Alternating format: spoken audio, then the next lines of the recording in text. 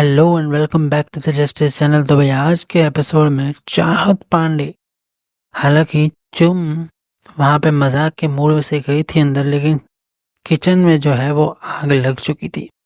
जैसे कि पता है कि चाहत पांडे अपना शांति से अपना काम ही कर रही थी, लेकिन विवियन डिसेना के पास फिलहाल अभी तक चाहत के अलावा कोई मुद्दा नहीं है। इवन अविनाश के पास भी कल ही इस बंदे ने सलमान खान के वीकेंड के बार के बाद बोला था कि तुम मुझे नहीं बोलोगी, मैं तुझे नहीं बोलूंगा।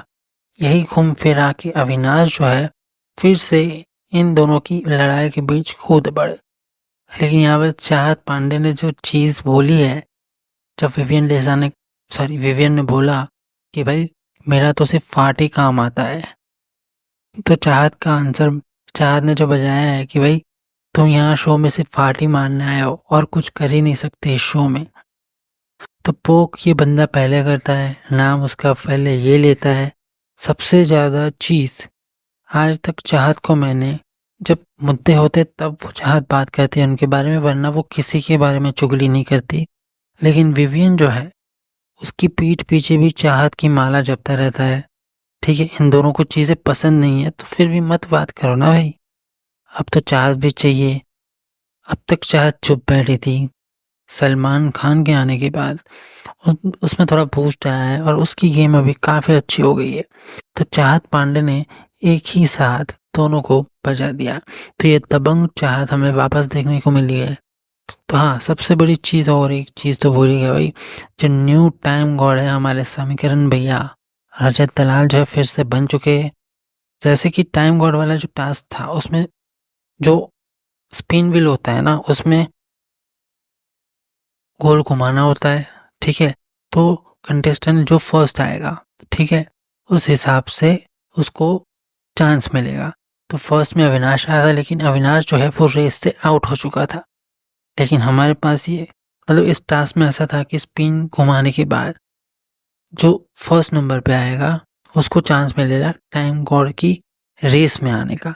तो यहाँ पे अविनाश जो है वो आउट हो चुका था, लेकिन टाइम गॉड के इस टास्क के दौरान दिग्विजय और रजत दलाल के बीच बहुत ही भयंकर वाली फाइट हुई थी। लेकिन यहाँ पे नजर आ रहा है कि पीछे से जो दिग्विजय ने धक्का दिया था उसके बाद रजत का आकर्षण को आपको पता ही है, तो उसने सिर्फ एक ही हाथ किया, तो वो बंदा ऐसा चला गया था। तो दिग्विजय ने पीछे से पहले पुश किया था, बाद में रजत ने पुश किया था। तो इन दोनों की काफी लड़ाई चल रही है। वहां पे चाहत जो है वो रजत को रोकती हुई नजर आ रही है, जैसे कि हमेशा चाहत करती है। इन चीज़ों अब तो ज़्यादा करेगी क्योंकि अभी इन दोनों का बॉन्ड बहुत ही अच्छा हो गया है। इसमें अभी यू टर्न का कोई चांस नहीं है। तो भाई फाइनली हमारे रजत दलाल जो है वो न्यू टाइम गॉड बन चुके हैं। अब बात करते हैं अभी करण और ईडन की जो फाइट हुई थी उसके बारे में। करण और ईडन की जिस फाइट में जितना अग्रेशन करणवीर मेहरा दिखाता है, ठीक है, उतना अग्रेशन आपने उस टाइम पे दिखाया होता जब टाइम गॉड वाले टास्क में आपको सिलेक्ट करना था, जब शिल्पा जी ने आपका विरोध किया, आपसे दगाबाजी की, तब क्यों नहीं था।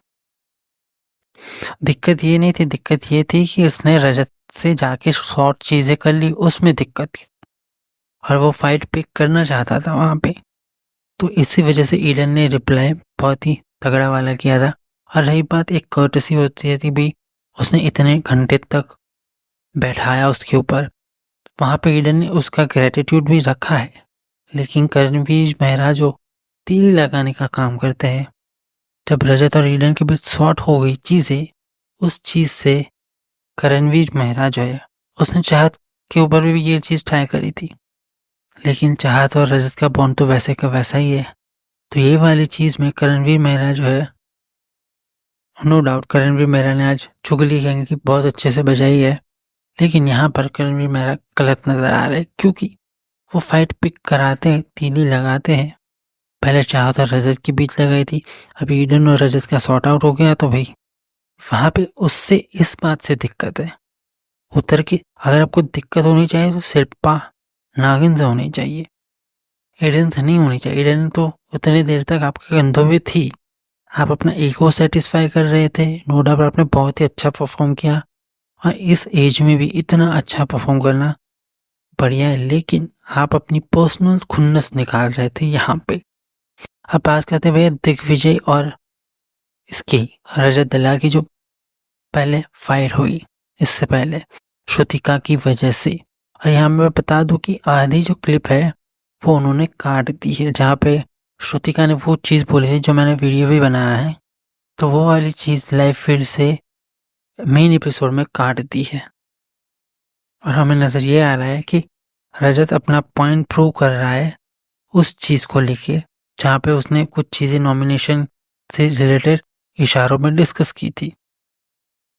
तो इस बात को इससे कनेक्ट करके वो अपनी बात को पॉइंट प्रूव करने की कोशिश कर रहा है। जहाँ पे दिग्विजय है, वो दिग्विजय की पता है एक प्रॉब्लम क्या है, वो ऑन द स्पॉट किसी से बात नहीं कर सकता, उसके पॉइंट्स क्लियर नहीं होते। जब उसको कुछ समझ नहीं आता वो बौखला जाता है और बस यही करता है यही करता है। तो वो वैसी वाली चीज़ें, उसके पॉइंट्स जो है अभी तक क्लियर नहीं होते हैं। तो भैया न्यू टाइम गॉड तो रजत दलाल बन गए तो अभी मज़ा आएगा, क्योंकि नॉमिनेशन जो होगा वो बहुत ही इंटरेस्टिंग होने वाला है। तो यह आज के शो में बस इतना ही था। वैसे शिल्पा जी को बार बार बिग बॉस देखो भाई, फिर से यहाँ पे रजत के समीकरण फेल तो हुए एक जगह पे जहाँ पे सारा को बचाना था, लेकिन सारा नहीं बची है। लेकिन अभी वो टाइम गॉड बना है तो वो चीज़ भी आगे कर सकती है, लेकिन इसकी कंप्लेंट उसने ईशा से की या नहीं वो अभी तक पता नहीं है, वो भी देखना पड़ेगा। लेकिन रजत दलाल जो है वो फिर से टाइम गॉड बन चुके हैं। जी हाँ, और करणवीर मेरा ऑलमोस्ट ही रह गए हैं। अविनाश मिश्रा इस फाइट से पहले ही राउंड में निकल गए थे। तो या do subscribe my channel for every update.